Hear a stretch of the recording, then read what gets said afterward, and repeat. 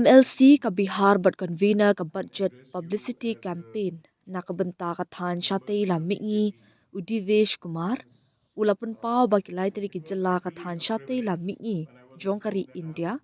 ka bakenthop ya ka Meghalaya kiladon satang shijam ban penya sok pura da lynti rel da ka banjur ya ka jingkong san ban yo ka jingkyrshan jingkyrshan shnong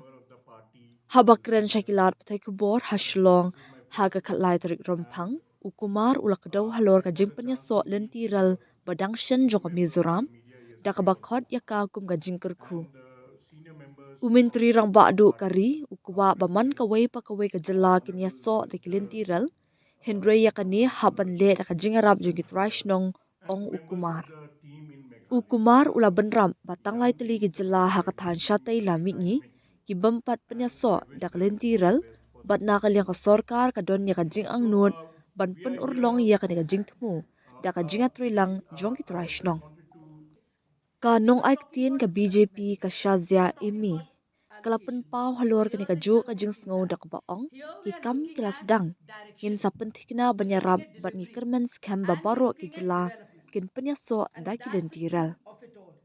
Mizoram has been connected by the rail link for the first time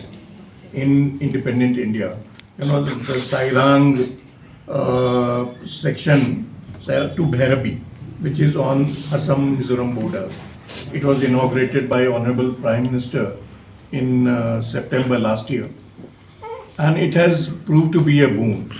So Honorable Prime Minister wants each and every state to be connected by the rail network. But this has to be done with the help of the local population. So the moment we feel that the local population is up for it, you will get it.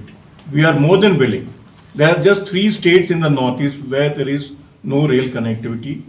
but it has to be with the help of the common people, of the local people.